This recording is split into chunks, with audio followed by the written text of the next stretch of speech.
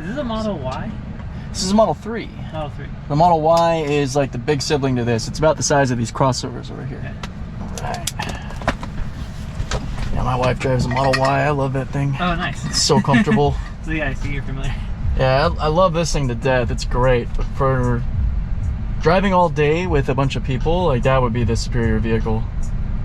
Or what I'm getting eventually, the Cybertruck. Yeah, nice. Cannot wait for that behemoth. Alright. When do they come out? Should be next year. Next year? As soon as they finish ramping up the Model Y out of Texas, they just started pumping those out of there. They're going to be focused on Cybertruck next, and then eventually the semi-truck and Roadster as well, and some mysterious RoboTaxi vehicle in 2024. Yeah, I'm one of the full self-driving beta testers, so I'm kind of helping them get there. Oh, wow. So like my car can do pretty much everything with impressive success. It's not perfect yet. Yeah. So like right here, it sees the light and it's decelerating, turning the turn signal on. And when it turns green, it'll take us onto the highway. So you don't touch it at all? Nope. Only if it does something wrong. Oh, that's... My hands are here and ready. And because I can just, there, I'm in control. Yeah. Or touch the brake or click up on the stock, whatever. It's very quick. See, with us, as humans, we have this intuition and memory about things and how to do things. Machines aren't there yet. But because of people like me testing and then sending that information back, they can actually look at a video recording and everything about the car, all the information of that exact scenario, and they can run it through a recreation of it to try to get it right. So here we go. Left turn onto the highway. Oh my god, that's so weird. So strange. Once we get on the highway, it'll switch from the beta software that I'm testing to the public beta, which is what Tesla's owners have had for years. And it's not quite as good as the city streets because it's not as free to make decisions and such, but it's still really reliable. Is it true that you don't have a brake pedal? That's not true at all. That's not true? No. You have a throttle and a brake pedal. What you probably heard from somebody is that they were told you don't need a brake pedal or don't need to use the brakes, and that is true. Yeah. Because the electric motor does, for me, pretty much 99% of the stopping. Because with any electric vehicle... So if you take it off autonomous, it'll just... Yeah, so like right now, this little bar here, this is basically my power. When I give it throttle, it's showing the white. And then when I release, that deceleration you're feeling is the electric motor. Got it. And that'll slow you all the way down to a stop. At a stop sign, stop light, all of it. It's called regenerative braking.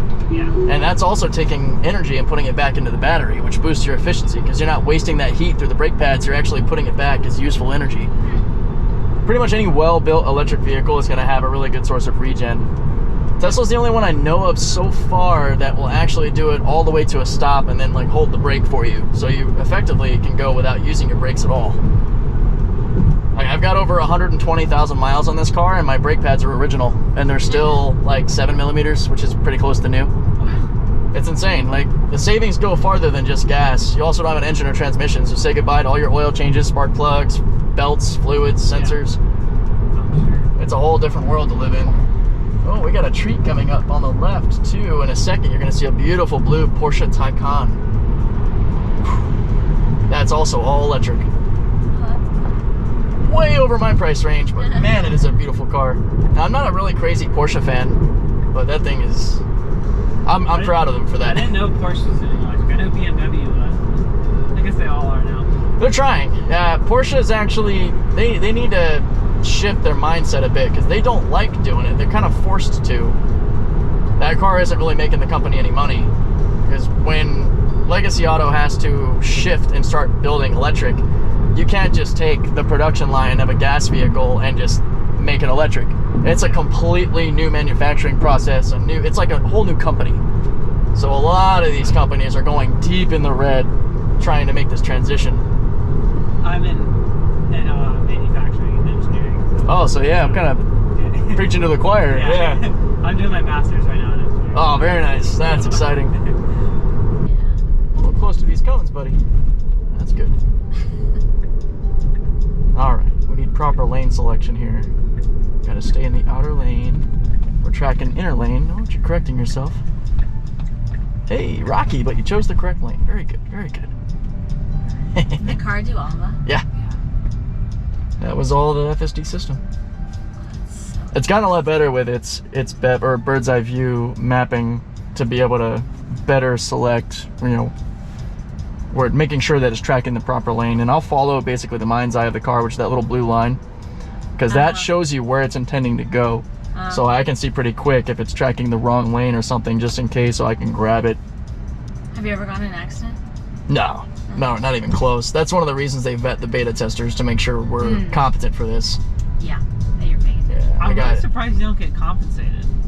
I feel like, I bet you they have so many people that are just guess, like willing you to said, do it. Yeah, the demand for testing this system is not lacking. Yeah, that's true. Like, there are so many people that are so mad that they can't get their safety score high enough to become a beta tester because they can't get up above 98. And there's even people with 98, 99 safety scores out of 100 that are still waiting to get it. Oh, wow. Because there's over 100,000 of us now. That's true. Yeah, And- I don't need to pay anybody anything. I know. Yeah. Sometimes when I'm by myself, I'm a lot more risk tolerant by myself. I don't let the car do as many crazy things with passengers, of course. Yeah. But sometimes if I'm doing a route for a test, like on a course that I like or something, I'll let the car like try to fix itself and reroute. And it's so funny because it's almost like you can feel the car thinking, oh, dang, I missed my turn. Where am I gonna go? Yeah. Like, it's so funny. It seems like it's like a aggravated. 16-year-old first Yeah. learning how to It's drive. like, do I just, like, you miss the turns, like, all right, what do I do? Just keep going straight, and then, like, You're like waiting for it to double back. think, and the navigation has to reroute, and then the car thinks about the map and tries to figure out, like, okay, can I get over to make this next turn? Where's the traffic? Usually by the time the map refreshes for a new route and traffic as a consideration, it's gonna miss the next maneuver and has to reroute again. Yep. And you're just kind of stuck in a weird scenario. Sometimes it'll get a little weird around that crosswalk because it is one of those ones that'll light up, and it's super cautious about pedestrians, and it's #1 directive, of course, is do not crash. So sometimes it'll be a little bit kind of paranoid safe, like a little bit abrupt and jolty, just like a 16-year-old would be. It's a really great analogy. I use that quite often. I feel like I'm a self-driving, or like a driver's ed instructor. Yeah. And this is my teenager. I'm like, no, that's not right. But I'm always excited to get a new update just to compare the differences. Not your first time in a Tesla though, right? Dude, it might be. No, actually, no, it's not. It's not. I've been in one. You ever been in one that's fully self-driving? No. Yeah, And the steering wheel didn't look like that either. that's the Yoke. It's aftermarket. I had that changed out, just like my screen. I made it to where it can swivel. And you can see, dude, it's the sunroof back here too. Yep. So this thing can self-drive you not only on the freeway, but on side streets too, right? Mine can, because I'm a full self-driving beta tester. Oh, okay. So if you want to see, we can see if it'll do the whole trip. Dude, whatever you want to do, man. Yeah, I've had the beta since October of last year, and you can probably see how it's a lot more Look at that. information heavy. You can see a lot more of what's going on around it. So does that work off only sensors on the car? Does it use Cameras. satellite too? Cameras? Just cameras. Dang. There are ultrasonic sensors that, like, I'll get over closer to this curb, you'll see it kind of blip around the car. Yeah. See a little yellow blip that happened? Yeah. These little blips here. Dang. Those will help you when you're like really getting close, really good for parking and such. But the rest is all vision. It's 8 cameras just looking and interacting, and now we're in the autonomy. What When the line's blue and the steering wheel's blue, that's how you can tell it's in self-driving. I'm gonna kick this over just so I can see our And it navigation. recognizes that car too, and it adjusts. Oh yeah. Dude. It handles residential really well, it's because there's really no lane markings, so it knows it Yeah. needs to kind of chill to the right and going around other cars or other obstacles. It's kind of stopping like there's a stop sign here, even though there isn't, just to check for visibility. It says checking. And then here we go. This is insane, Yeah, it picks up people and everything too, dude. It's one thing to like hear, like I knew that this was a thing, but it's another thing to be in it. to experience it. See Yeah. Yeah, it's pretty nutty. It's really good at what it does. It's not perfect, and that's why there's beta testers to help report back to Tesla. It's like right here we have an interesting cross traffic scenario, and even more interesting because this guy's now turning. It's gotta go, yeah. So it's got to wait, time everything out, be safe about it. You can kind of hear the brake pulsing there because it's waiting for this guy to clear, and then now Wow. it'll get at it. A little slow because it's being cautious, but So does it, I mean, obviously there's traffic laws, right? Is that built into the system? yes. Wow. Yeah, that's one of the difficult things about I it. guess it has to be, right? Yeah, it needs to be able to obey the laws of the road. I've given the vehicle 5% permission to go 5% over, so that way it can cruise a little bit faster than traffic. 5% is generally pretty good for safety reasons. Do, right? Yeah, most people are 5-10 over, at least they should. They typically go 20-30 over in some areas because humans. Yeah, they want to get to that. If traffic is notably moving faster than me, then I can manually take it up just because I don't want to be the guy holding up traffic. But generally, I don't have that issue. It's pretty good. When we get on the highway, you'll see it revert back to the public software that Tesla owners have had for a long time, because that's still running on the same code, which is not quite as free to act as the beta. I'm actually looking forward to it all being on the same code. So when do you think this is going to become totally self-reliant and you don't have to worry about it? It's kind of a difficult question because I mean, I would think sooner than later. Yeah, I agree. No, sooner than later. Typically, my very non-expert opinion is about a 5-year problem.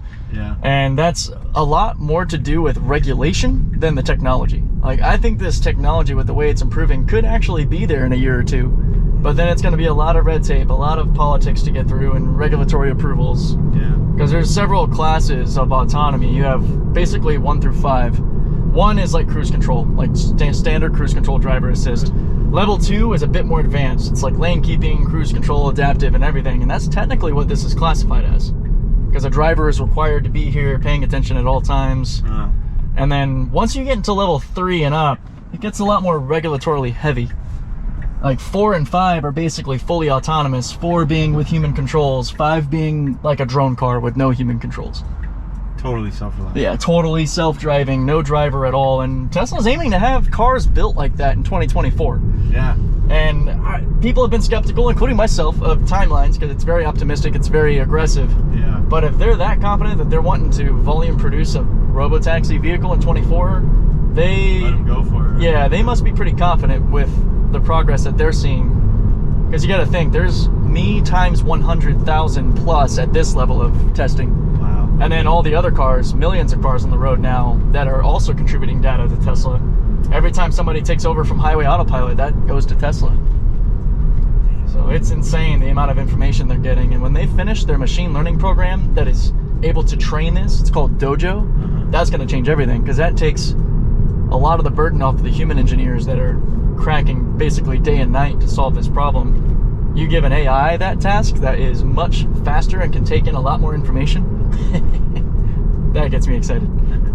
That'll rapidly improve it. This is actually a rather difficult, or maybe difficult's the wrong word, it's kind of a confusing highway scenario, the way these roads will branch off to get to the 805. Yeah, you got to merge on the on-ramp. Yeah, yeah. And it doesn't give you a lot of space to do it. It doesn't. And that's one of the things with this software that the beta has a leg up on the highway build, is that it can make snappier decisions. It doesn't need confirmation from me to make lane changes and to jump over. When you get to the highway, it does. Every time it goes to change a lane, it needs to confirm that I've got my hand on the wheel, and that adds lag time. Yeah. So if you've got a really quick scenario, the highway build might make you miss an exit. So you can see that the light is green up here. Oh yeah. So is that off the cameras as well? Yep. The whole concept behind the deep learning vision, let me just make sure we're good here, because here's our first merge. Looks like we're doing well. So you can step in and take over. Yeah, just like with cruise control. If I tap the brake or grab the wheel or flick up on that stalk, I'm in control that quick. That's awesome. The only thing that there's 2 things I can do without kicking the system out, is I can give it throttle like this. I can push it, which can help it get through some sticky scenarios, and I can actually hit the turn signal stalk to make it change lanes. But if I do anything else, like tap the brake, now I'm in control. Got you. And then just double tap to get back on it. And it's already shifted to the highway speeds. I'm in the metric system, which is why it says 110. Yeah, it's a little different. Some people are like, wait a minute, how fast are we going?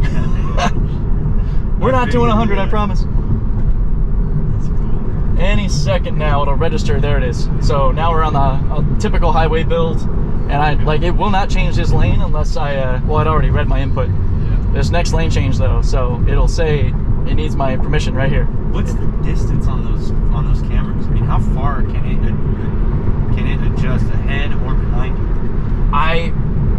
It's gotta be like 100 feet. It's closer to 100 meters. No way. Yeah, well, actually, I don't want to be incorrect there, because before Tesla had forward radar, and I believe that could project out 100. Radar will give you, Yeah, that was like 160 meters. I'm actually not 100% confident on what the camera is, so I don't want to tell you the wrong thing. No, you're but good. it can definitely see quite far. Yeah, I mean, it's gotta be. It's working its way over to the carpool lane, which is great. And then it should just kind of cruise So here. it decided to take the carpool. Yeah. So that's a setting that I have on the highway build of the autopilot. When you go into customize, there's actually it's not in this segment. It's in one of these menus, and maybe it's navigation. I have it selected to use HOV lanes because I have the access stickers that let me do it even by myself. So whenever possible, you let it do its thing. What's funny here is it's projecting a left lane change, which isn't accurate, and it wouldn't do it. Like, it knows there's a wall there. Look at that. Oh, that's so weird. And it stopped. It's like it caught itself. little blips. So these come in 4-wheel drive? Oh, yeah. I would say that most Teslas on the road are likely dual motor 4-wheel drives. Like, my wife has the Model Y, which is the crossover, about the size of this one. And the big one. Well, it's a little bit smaller. It doesn't have the Falcon doors. Okay. It's like this as an SUV. And yeah, the Model X, the Model S, this also has a dual motor 4-wheel drive version, the long range and performance. The performance version has a track mode. You can actually adjust the power front to rear or turn traction control off and drift the hell out of it. Oh, these things handle really well in the snow. And I love that they're safe. Yeah. That's probably one of the biggest selling points that doesn't get talked about enough is how safe they are. Yeah. I mean, when you don't have an engine up front, it's just crumple space. If you combine, because this is the only car that can, I mean, that's superior to every other that can help prevent accidents. Yeah. You know, like you may have some assisting measures in other vehicles to where it may tap the brakes for you or slow down quicker, but this thing is like that on steroids. Yeah, you know? yeah, that's a good way to put it. I think the highway data recently, pretty much every quarter, it sounds pretty similar. Like there's an accident one time in every 450 or so thousand miles, according to NHTSA, the National Highway Administration. Yeah. With the Teslas and autopilot on the highway, it's one accident in like every 4.2 or 4.4 million miles. So it's already showing a factor of about 10x less likely to impact something. And if you do, the safety precautions are huge. Yeah, oh yeah. These cars are super safe. With the battery down on the floorboard and the strength of the roof and just the structure of the car, it's insane how safe they are. Volvo got dethroned pretty quick when Tesla came around. You gotta love Elon Musk, dude. Yeah, and his ability to acquire good talent. Yeah. Oh man. I mean, he does it right. You know, he's quality over quantity, and he just does it the right way. Exactly. Yeah, I love the first principles way of thinking. You know, making things simpler, not more complicated. I mean, imagine next year he said we're launching the first craft to Mars. It's going to take 6 months to get there. You're going to be there for 3 months, and you're going to come home, which is going to be another 6 months. So it's a total of 1 year and 3 months. I mean, that'd be totally doable. Yeah, except the reality of that situation, it would have to be 6 months, and then about 18 months to 2 years, and then 6 months. Oh yeah, because you can't. Because of the conjunction. Yeah. Otherwise, it takes a lot more energy than you have in a rocket. Yeah, so you have to be able to come back on the same ship. Yep, and you have to wait for the planets to kind of realign in their orbits to make that's the big deal, yeah. Because Mars is quite a bit further out in orbit, so we basically pass it, and we have to wait till we come back around and line up. So you have to wait a Mars year, huh?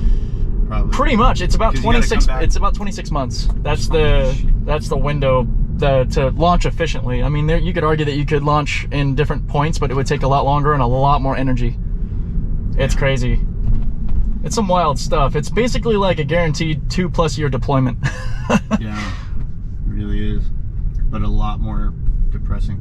Yeah, but at the same time exciting. You know, it's naturally going to be depressing because you're going to be literally on an island. You know, you got no contact back to Earth. You're on your own. Yeah, for a long time. I mean, it may not sound like a lot, but 2 or 3 years, man, by yourself like that on a place that's arguably way worse than Antarctica. Miserable. Yeah, it's gonna be miserable. But your only plus side is you have 1/4 of gravity or whatever it is. Yeah, that's close, about 1/3. Yeah, that'd be cool. I love it because he often comments the sales pitch is basically, it's going to be very hard work, terrible conditions. You're probably going to die, but it'll be glorious. At least he's straight up about it. Oh yeah, he's been that way forever. He's like, it's not going to be easy. like setting up a sustainable city on Mars, and there's gonna be casualties. I mean, just like any great adventure in life, or massive movement. It's literally like crossing from Europe to the Americas back in the day. Yeah, in a little wooden boat, hoping that the waves don't topple you. Exactly. All right, this is also a difficult right turn. Let's see how it handles this, because it's a weird Have apex. You been in auto the whole time? Yeah, I haven't been driving yet. There we go. Oh, it chose a good lane too. Not bad, not bad. The outer lane. Yeah. That's one of the reasons that I wanted the beta so bad, is that I'm, as far as I know, one of, or the only one that drives at this scale with people as random as you can imagine, point to point. Yeah. I recently said in a video of mine, pick any 2 points between San Diego, LA, and Temecula, there's a chance I'm running that course. Yeah. And what better way to test the system? And now it's, I'm sure Elon thought of this and his engineers did too, but it's logging everything.